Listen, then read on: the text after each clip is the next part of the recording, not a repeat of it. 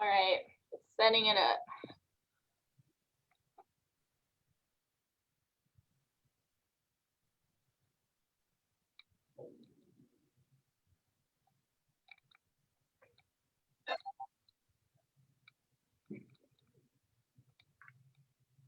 Okay, I think we're live. Good afternoon. Good afternoon. Welcome to the Denton County Friends of the Family Community Conversation. Today we close out the observance of Hispanic Heritage Month, which is acknowledged and celebrated between September 15th through October 15th. And we're also observing Domestic Violence Awareness Month and talking about domestic violence in the Latinx or Hispanic community as a part of Domestic Violence Awareness Month.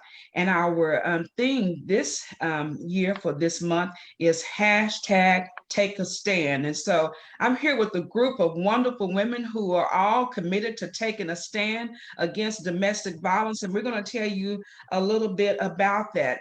But for some of you who may not be familiar with the stories, who may not know about the realities, I want to share a little bit with you at this time. And then we're going to come back and talk about that. Is that okay, ladies? Yes.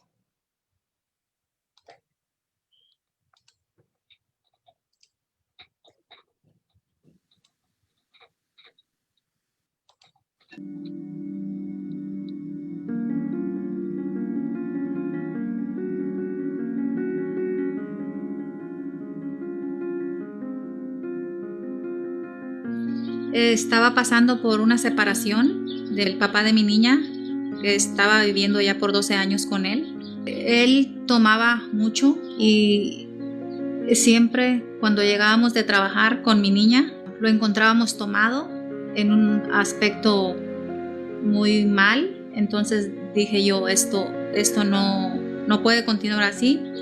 Él se había ido de la casa y seguía persiguiéndome, me seguía acosando, llamándome y me mandaba muchas agresiones en los textos y eso me puso en depresión. Le tuve que llamar a la policía porque yo ya miré que eso no era normal con las palabras obscenas que me mandaba.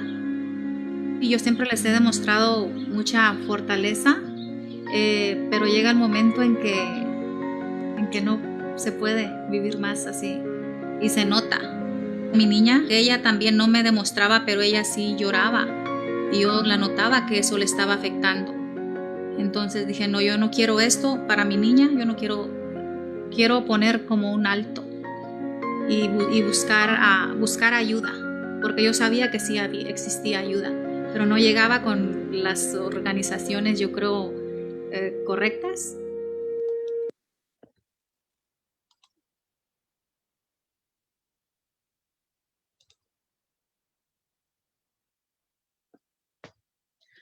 So, for all of you who do not know, Denton County is a population of over 800,000, and we are the sole provider of free services to victims of domestic violence and sexual assault.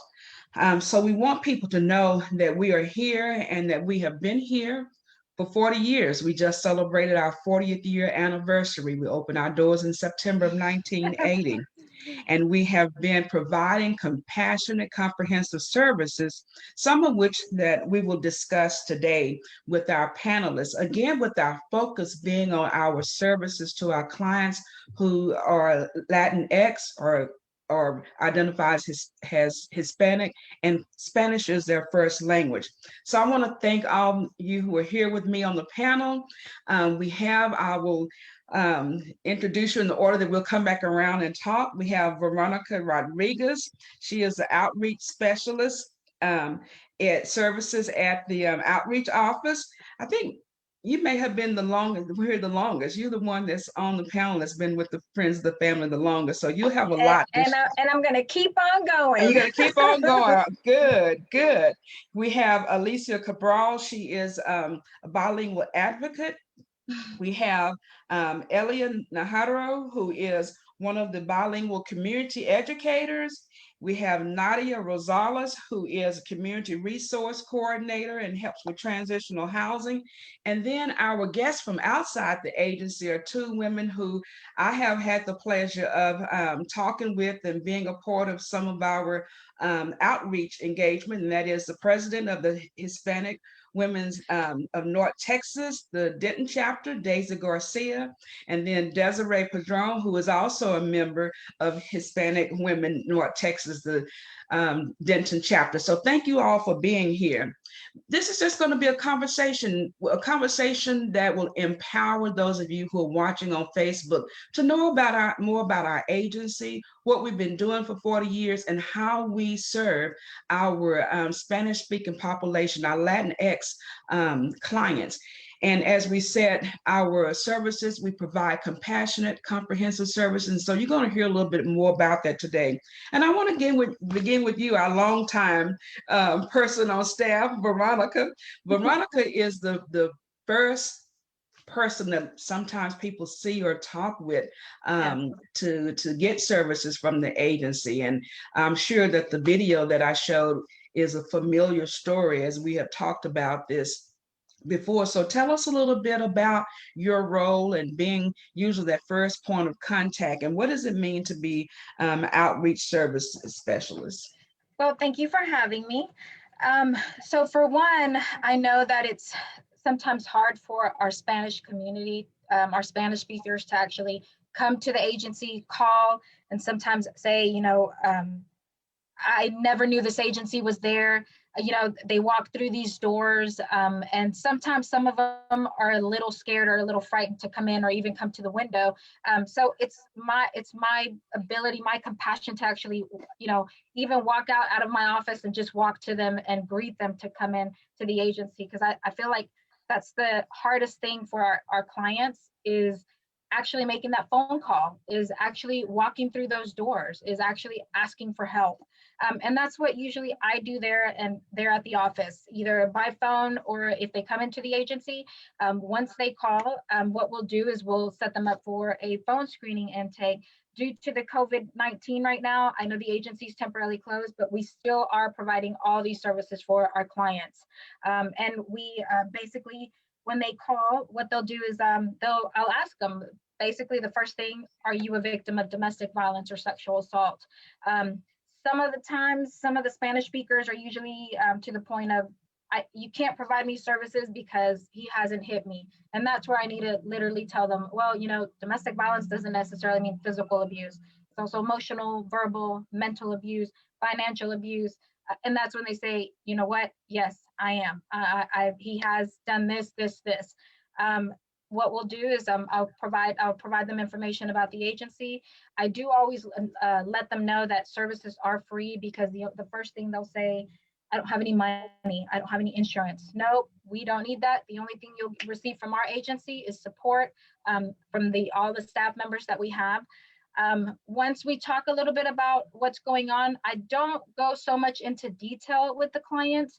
I get, just a little bit about what's been happening, what's the recent incident that they've had. If they need shelter, what we'll do is we'll transfer them over to the shelter line with the Spanish speaker. But other than that, when they're getting set up for the intake appointment, I'll get the information, but I do clarify with them, don't go so much in detail. I know it's always a little bit hard to actually talk about everything again and again and again. So I do tell them, during the appointment, you will have the ability to talk about, more in detail of what's been going on, what's happened in the past. The staff members will provide them the information of the services that we can provide. I do tell them during the meeting, which usually takes about 45 minutes to an hour, they'll go through all the services that they will have provided for them. But also during the meeting, it just basically allows them to tell us a little bit about what needs they are looking for and how we can help them. Well, you touched on a couple of things. The fact that domestic violence is defined as an intentional pattern of one uses to gain and maintain power and control over someone with whom they were in a relationship or currently in a relationship, and that there are 4 types of domestic violence, to include the verbal, the psychological. The ones that we're more familiar with are the sexual and as well as the physical. And so to have to let our clients know that if you are repeatedly being demeaned, harassed, psychological issues and related to the abuse, that you're being psychologically harmed, you're being a victim of gaslighting, that those are services for which we can provide. And I remember in during Sexual Assault Awareness Month, our campaign was hashtag more than a shelter. So a lot of times our clients in the community, they don't know about all the services that we provide beyond that of a shelter. We were asked in the chat, well, do we provide services to undocumented clients? Absolutely. And it is not our role and responsibility to report. And so there's no fear of being undocumented as relates to coming and receiving services, because we provide them to all. And in our mission statement about providing compassionate and comprehensive services, we also talk about the importance of partnerships. And so, Alicia, I want you to talk about the service that you provide. What is an advocate? What does it mean to be an advocate for a client? How do you tap into some of the resources that we have partnerships with in helping our clients? Well, thank you for having me. Like you said, I'm an advocate and I work a lot with the Latinx community. We offer a lot of different services to them, from accompaniment to court, child support court, divorce, assisting clients in applying for legal aid. We, are in communication with CPS if they have CPS involvement. We provide them food pantry, assist them with any other resources they may need. But we are really connected with Catholic Charities. And so that question of, do we help undocumented, clients? We do, and we help them get connected to Catholic Charities. And if they were victims of a crime, Catholic Charities actually comes to our agency, and with COVID right now, they're doing phone appointments. And so we help our clients get connected so that way they can apply and see if they qualify for a U visa due to the crime that they've gone through. And they can help them, get their residency through there. Come off of mute. So what are some of the that you help the clients with through the process of being an advocate as it relates to the other services that we provide that are free with regard to, crime victims compensation, also assisting with any legal processes that they may have to go through? Just tell us a little bit about that, because when we talk about counseling or we talk about attorney's fees, immediately our reaction is, I'm sure I can't afford that. But our services that we provide are free to our clients to include those. So tell us a little bit, Alicia, about, working with the other departments and working with external departments to provide those resources to our clients. Definitely. So if we apply for legal aid, and let's say that legal aid is not able to accept our client at the time, we do have a legal department here at Dane County Friends of the Family that we work with side by side.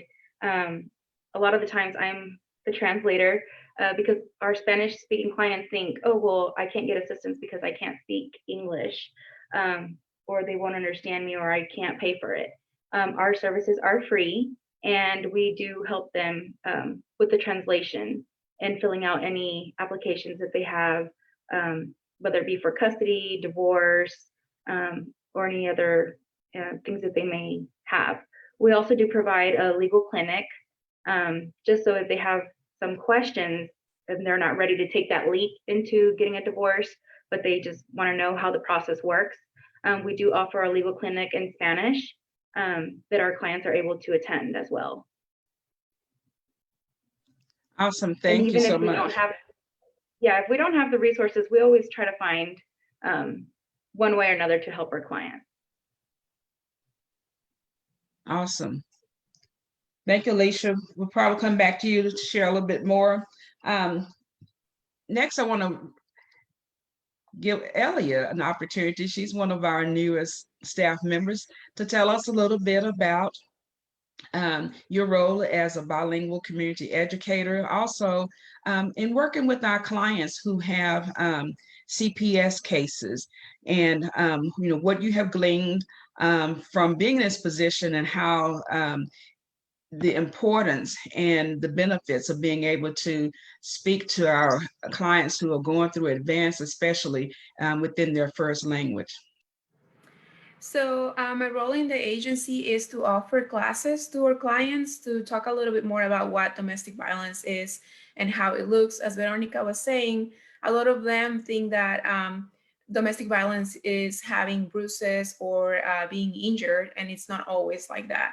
And actually, in the immigrant community, we have different ways of abusing someone, which are not always physical.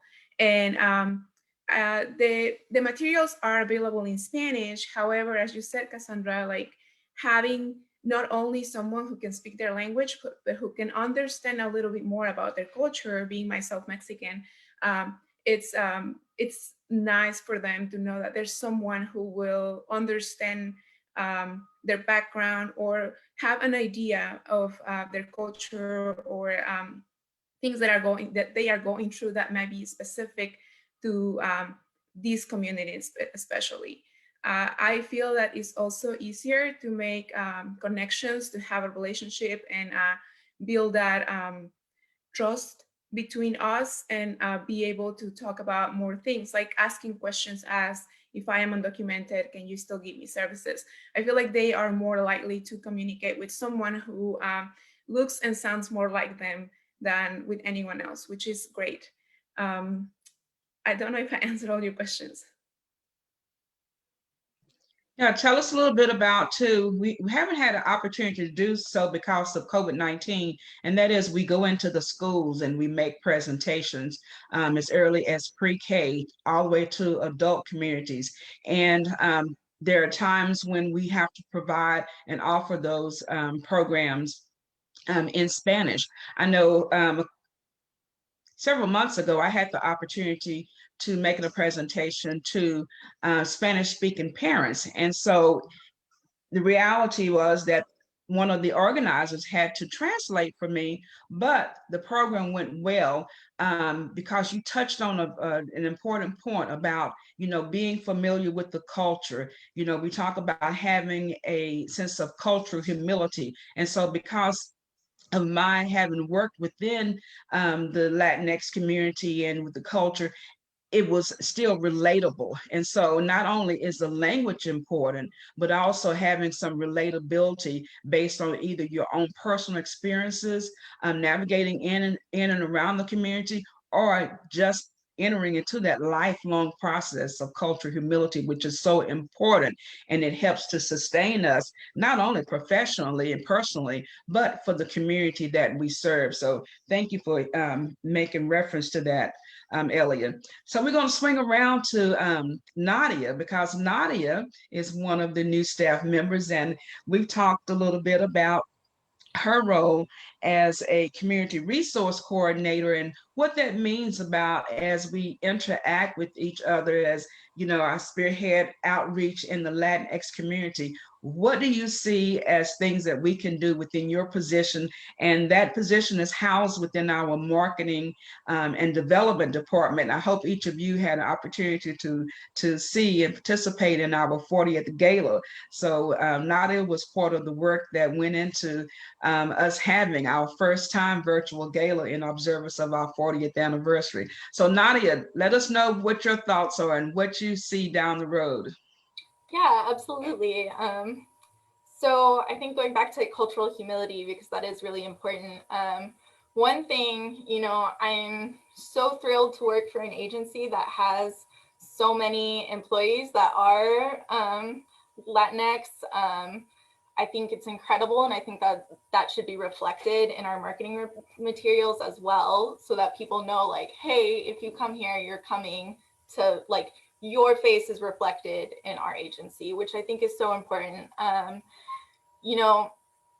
being in Denton, I think most of the Latinx community is Mexican American, but there are also other Latinx communities, and recognizing that diversity within this like pan-ethnic identity is really important as well. You know, being Mexican and being here, I always think, oh, like it's just Mexicans, but no, there are obviously Puerto Ricans and other Latinx people. So I think it's important to also be like express that cultural humility with respect to all of this diversity that's within this umbrella term, and how that is reflected in the outreach we do, the fundraising we do, our printed materials, social media. One of my primary responsibilities is our social media. So going forward, you know, I'm very new to this position. Ellie and I started on the same day, so just a couple months ago. So I kind of want to speak to what I hope to accomplish, but I would like to have more in Spanish, first of all, like baseline, but going beyond linguistic criteria, I think it's also important to culturally reflect what we want to for each campaign. And of course, that's going to look different depending on the campaign. So going forward, doing more for Hispanic Heritage Month in conjunction with Domestic Violence Awareness Month, networking with local groups, building partnerships with businesses, I think is really important to get our message out, but also to just build a stronger sense of community. Absolutely. And I'm so glad to be working with a group who has that same passion, and we can make it happen. In the work that I've done up to this point with regard to reaching out and targeting the African American community, we've made some significant strides. And so I know that what we are doing and will continue to do and to further develop within our Latinx community will give us the same results. And talking about partnerships, what a perfect segue into introducing our next two guests who are with Hispanic Women of North Texas, the Denton chapter. And I'm just so appreciative to you both being here, Daisy. Daisy Garcia, who's the president, and Desiree Padron.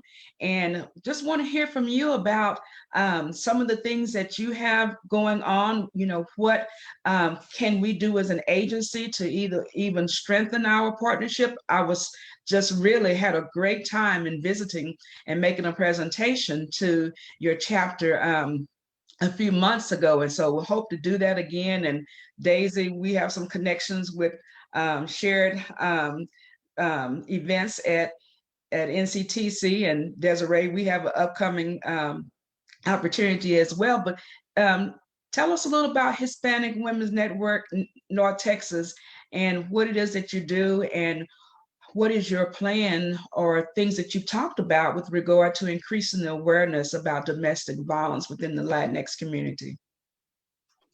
So thank you so much for being here. Desiree can talk a little bit about the organization more than I can because she's been a part of it longer than I have. So I also want to thank you for actually coming to our meeting and just teaching us about Friends of the Family.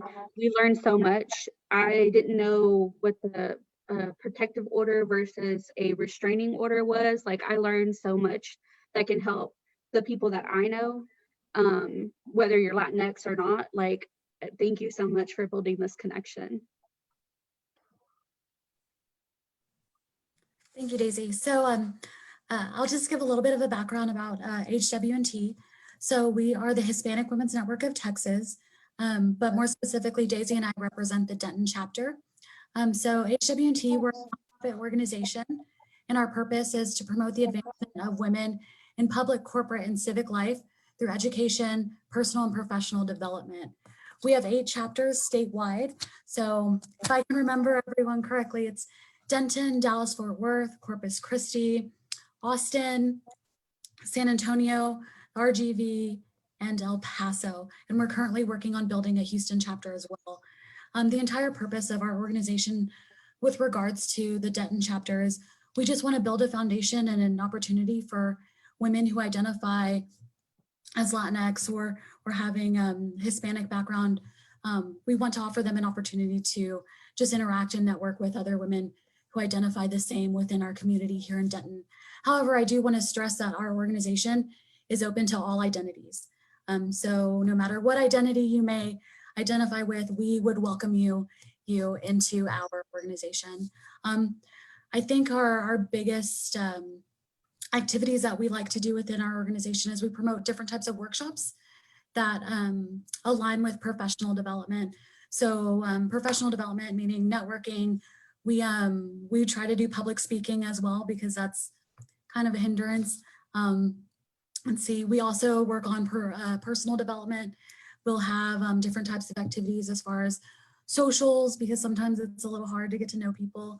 And we'll even do different activities such as tune-up Thursdays, where we just interact with each other and talk about our favorite songs that we listened to when we were younger, which for me is a little embarrassing now, but I still love those songs.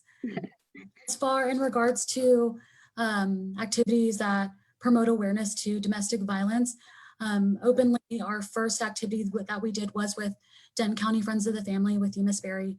And it was definitely an enlightening experience, because I think so many of us were unaware of all of the different elements that are involved with domestic violence, and having a better understanding of the services that Denton County Friends of the Family provides for our community. I think, did that answer your question?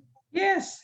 Okay, perfect. I wrote down some stuff while y'all were talking, and so I kind of want to, if that's okay, touch on some of these Absolutely. things. We're in conversation mode, so Okay, just jump awesome. in. All right, let's talk. Let's chat here.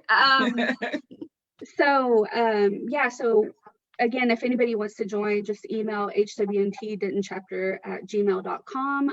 We have some programs coming up, skincare.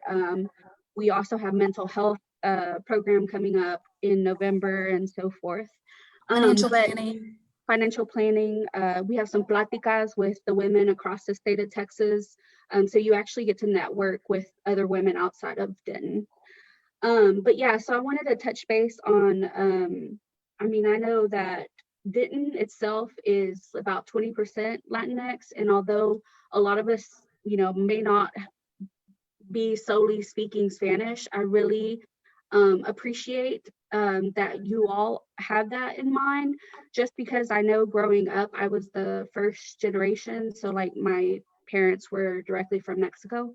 And so I remember growing up having to translate documents, just having to translate with people. And I can't imagine a family being in that situation and not, you know, like not even having the ability to ask their kids to translate because you don't want them to know. So I really appreciate that y'all have that ability, and that I see people that look like me. Like representation really matters in all aspects. Absolutely. And I appreciate as well that you also provide services for undocumented people. It's amazing that y'all are doing this kind of work. Like it's amazing. Please find some balance. Well, some of the things that you mentioned about the work of the Hispanic Women's Network of Texas, at everything that you mentioned, there can be a reference made to domestic violence and the impact that it has. With professional development, the impact on our economy, the data shows that it impacts our economy by $8.3 billion annually. And that is as relates to loss of productivity, higher medical fees. Also with regard to financial responsibility, financial planning, you know, financial abuse, it happens in about 98% of the cases of domestic violence. And so to have someone who may be a victim, and maybe they're experiencing the verbal and the psychological abuse, and anticipate maybe things escalating and they need to make a plan, it's going to be important that they talk to someone like Alicia to develop a safety plan. And that includes preparing yourselves financially for being able to leave that abusive relationship. When you talk about furthering your education, One of our recent client stories talked about how, as a survivor of domestic violence, that entitled her to applying for a scholarship that's helping pay for her to go through school. And so to make our clients aware of that, as well, is very critical. So, you know, the partnership that we've begun with HWNT can carry us through every aspect of what you are presenting and the development of women, that will hopefully reduce the number and the impact of domestic violence within the community. The statistics show that for African Americans, we experience it at a rate of about 35% greater than our white cohorts. Second to us is the Latinx community. So the more that we can share and expand the knowledge and awareness, not just about the physical and the sexual, but also about the verbal and the psychological, that includes financial, that includes belittling someone, thinking they can't further their education. It's very critical that we grow this partnership and develop others as well. Alicia, I'm going to ask you just to talk a little bit more about, advocacy, and also, I would like each of you who are with friends and family, even Daisy and Desiree, when I saw that, I was doing my research and I came across that video, I'm thinking, that is such a common story that is told, that is such a common experience, unfortunately, among victims. So especially you, Veronica, as well, what was your reaction to seeing that, and how real is it? It's not just a video that was done for the sake of increasing awareness, but is someone's real life story, and is like those that we hear on a regular basis. So Alicia and Veronica, if you can speak to that, that would be great. Well, Alicia, I'll start off.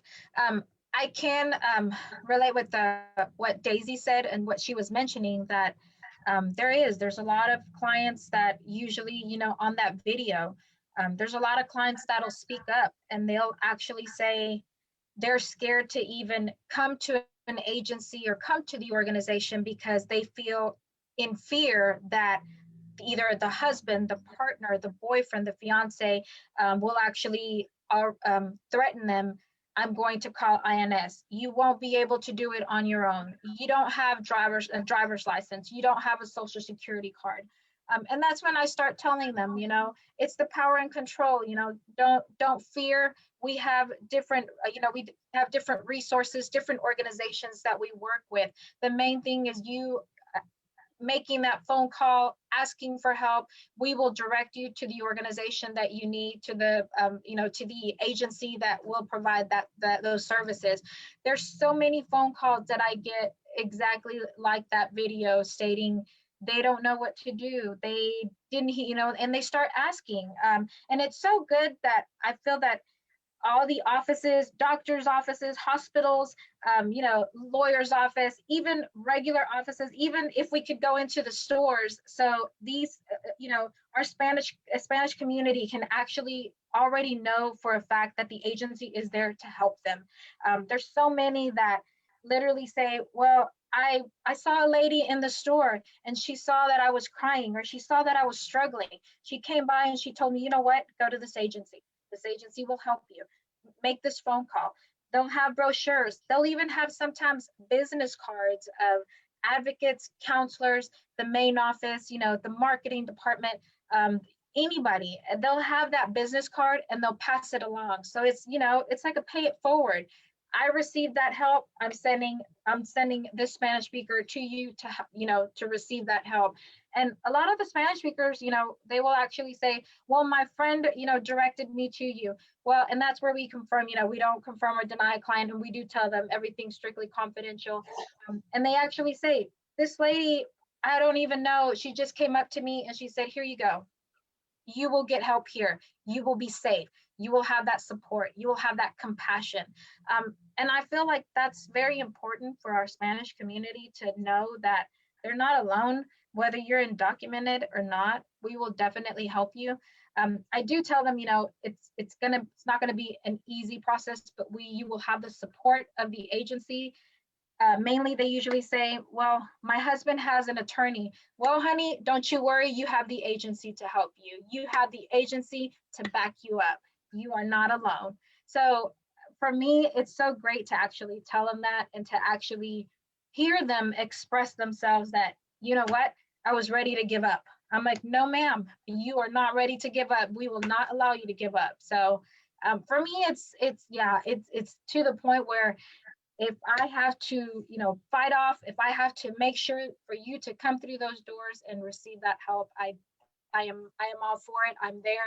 I will help you every step of the way. If we can't find that help, just like Alicia and some of the girls even said, if we can't find that help, we will definitely connect you to another organization and other resources, but you will always have that agency available for you. I have a lot of clients that come back 5 years from now, 2 years from now, and they say, you know what, I thought I didn't need any help anymore.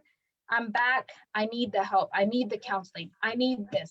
I'm going through another relationship. I need for you to tell me or to show me, watch out for these signs, watch out for, I do tell them, it's okay. It's all right. You are perfectly safe.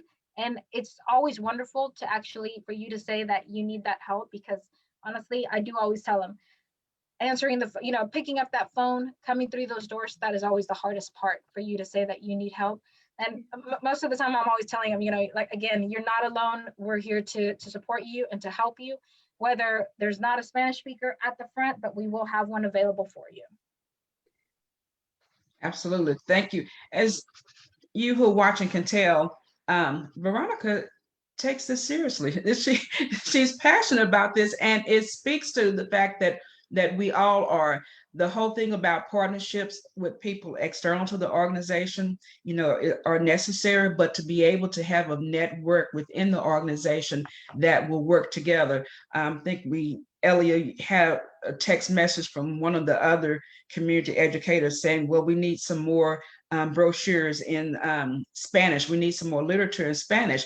And, Elia was quick to say, well, if we don't have it saved somewhere in our shared drive, I'm happy to translate. It goes back to us fulfilling our mission of compassionate and comprehensive services, and that we're more than a shelter. But talking about the shelter, and I'm gonna get to you here, Alicia, is everything that we can do to provide comfort and safety for our clients is what we're committed to. Sometimes we don't think about maybe certain foods, certain hair and skincare products.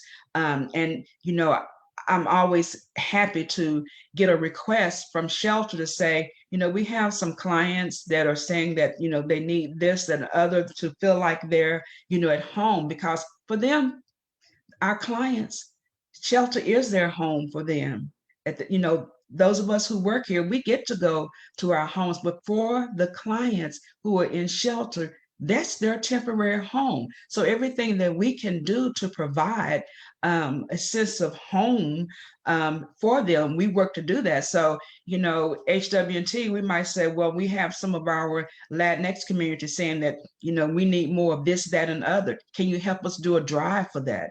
And that speaks volumes to the care that we offer to our clients. Alicia, anything else you want to say about advocacy and the things that we do, and how helping to reduce any subsequent trauma that they may experience? Sometimes in going, not throwing any negativity, but may have had an awkward or a traumatic experience, maybe with the healthcare provider, maybe with the police, maybe with CPS. How do you help them to relating to those services and providing input that we can offer them? And Elia, you might do the same with regard to their experience with CPS, maybe not completely understanding the process, because it is a long process. We just sat through training yesterday, and I'm thinking, there's a lot involved there.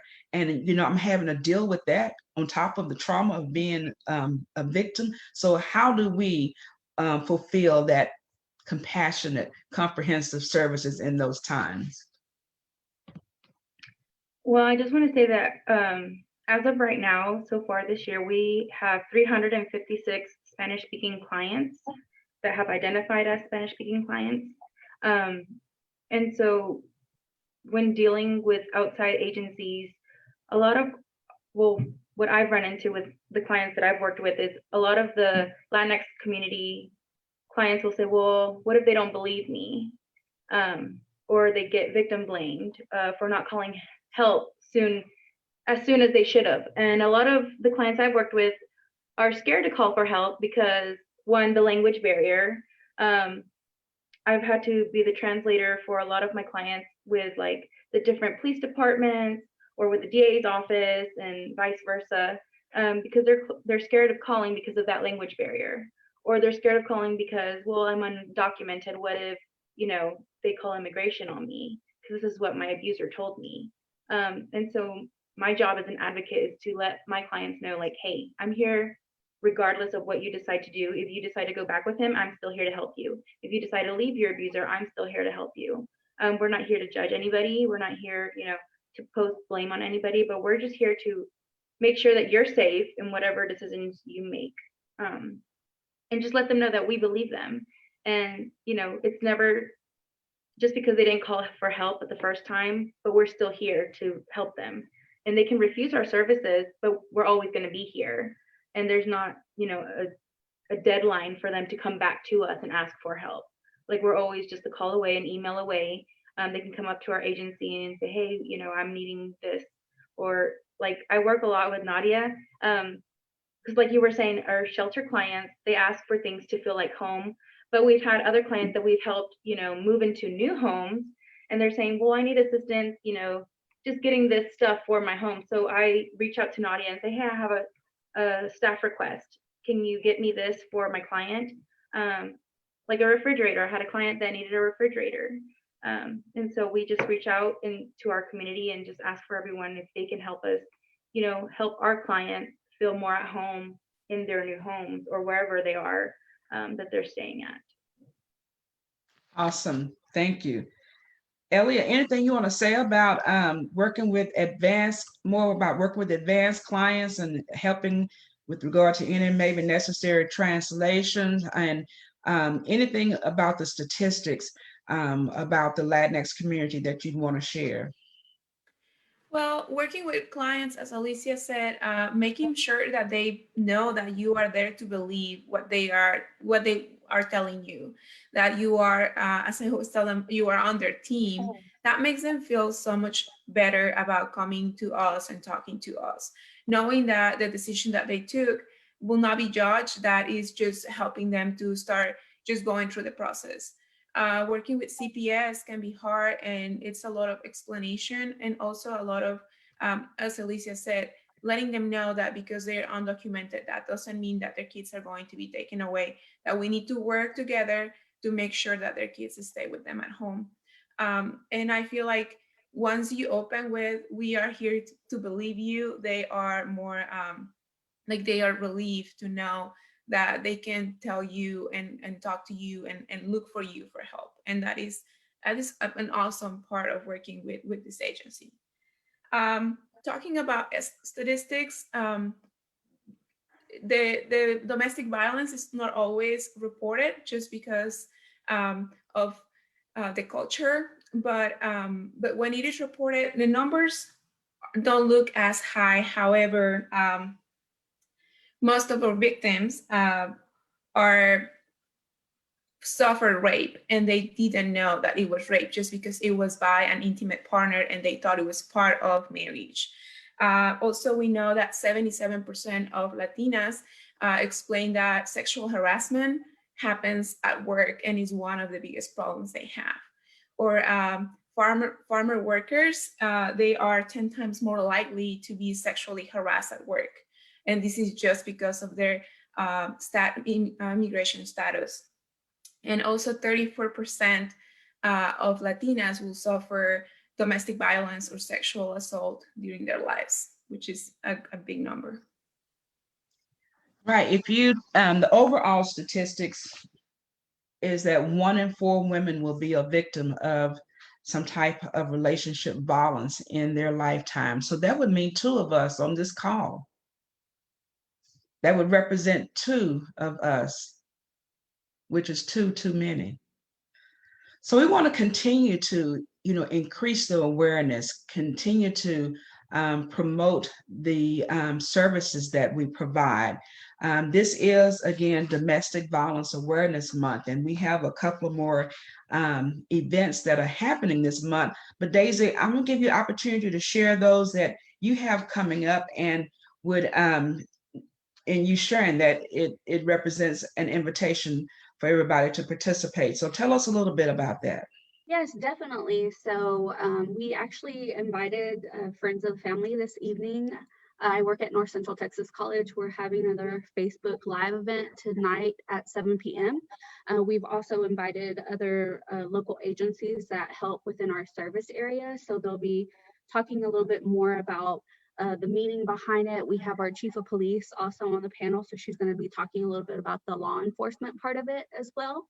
And then for our students, if there are any watching, we also have a format where our students can talk with the counselors in a more intimate set environment that's not going to be live. So if they had any questions, if they just, even if they don't need help, it's good to know.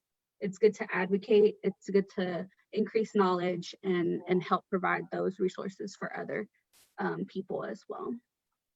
Well, I'll ask Nadia to, if you would put that in the chat so that she can include that in the comments on this Facebook Live, so that people know about tonight's event and the other. And you were about to say something else? Yes, the student event is on the 29th of this month at 7 p.m. And you can email studentlife@nctc.edu to get invited to that. Okay. One of the questions that was asked, that one of the things that we had to do as an agency with regard to responding to COVID-19 was to make our hotline, our crisis number, into a number people could text to. And that number, for those of you watching, that number is 940-382-7273. So in the event that someone who may be sheltered in and don't have that safe outlet to be able to make contact with us, because it's going to be more difficult to make an audible phone call as opposed to sending a text, you can send that question in, let us know through that text that you need help. You can also submit an email, and I think, Alicia, those emails go to Benet, correct? I sent someone Benet's email address, and the beauty of that is that she is also bilingual, and so would be able to respond if the request for assistance or a question is communicated in Spanish. And so we are happy to have been able to provide that during the pandemic. We are open, we're just open a little differently, in that we have our services, we're still being provided. We reached out to the community. Thank you for responding so well and continuing to respond to our need for PPEs to make our clients in shelter safe, doing our drives for back to school, as well as we have holiday drives coming up. We are still open in business. We are an essential function. And so we thank you, each of you in the community, for helping us to continue to fulfill the needs of our clients. For more information about domestic violence, for more participation, we have a couple other things that are coming up this month. On Thursday, October 22nd, we encourage everyone to wear purple, for that's the Go Purple Day for 2020. But for those of you like Elia, who have that pampered pooch that you know is the cutest dog ever and will just look gorgeous, handsome, or otherwise in purple, you dress that pampered poof up. Go to our website and look up Dogs Against Domestic Violence under our event portal, and it'll tell you all the details. We're going to have a virtual parade, and you better up your game because Elia is in it to win it. She's getting those pooches prepared to be in that parade and win the prize. Also on Thursday, October 29th, it'll be Facebook Live. Each year, we are given the number of victims who lost their lives at the hand of their intimate partner. And this year, we will do the same. I think the number, Elia, is it 150? 150. And so those women, 150 names will be called as a part of our virtual candlelight vigil. And so that's Thursday, October 29th. And I believe that's at 3 o'clock. But all this information is on our website as well as our Facebook page.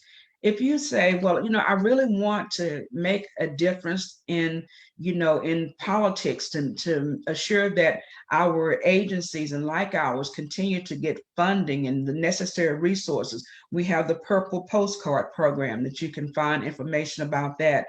It allows you to, as it says here, I'm gonna read it verbatim because it's so good, to send a strong, it didn't say a message, a strong, united message to our legislator declaring that we stand, hashtag take a stand, with survivors and ask for full, not partial, full funding for services for victims of family violence. Our goal is to collect and deliver one card for every one of the 71,000 strong survivors who sought services from family violence programs in this past year. So to do this, we need over 71,000 cards. So please help us by completing a card. That's something that won't take you but a minute to do. And so we encourage you to participate in these initiatives to help us to increase the awareness. We are a staff of about 70, 75. We have interns and volunteers, but the population that we serve is in excess of 800,000 people. So again, it's very important for us to have people like HWNT and others to be on board with us and to hashtag take a stand. Are there any other last comments that we want to make? I have so much enjoyed this conversation and empowering those who may not be familiar with all that we do at Friends of the Family to learn more, and then for our Latinx community to know that we are here, and that for hashtag take a stand, that means for everyone who has been victimized through domestic violence as well as sexual assault. If you're interested in doing more within the agency, becoming a volunteer, go to our website, dcfof.org, and go to the volunteer portal. It's a little bit of time to invest to help us save the life of someone. If you want to give, make a monetary donation, my slogan is, I'm not asking for your life savings, but I am asking for a little bit to help us save a life. So every bit counts, diapers, food, all of that goes towards serving our victims and our survivors that we work with daily. Nadia, Alicia, Elia, Veronica, Daisy, Desiree, thank you for being women of power. Thank you for being women who are hashtag taking a stand. And I hope that we will continue to do this work together. For those of you who tuned in, thank you for being here. Give us a call, 940-387-5131. We are here, we are open, and we're here to serve. Thank you. Gracias. Gracias. Thank you. Thank you. Gracias. Thank you. Gracias.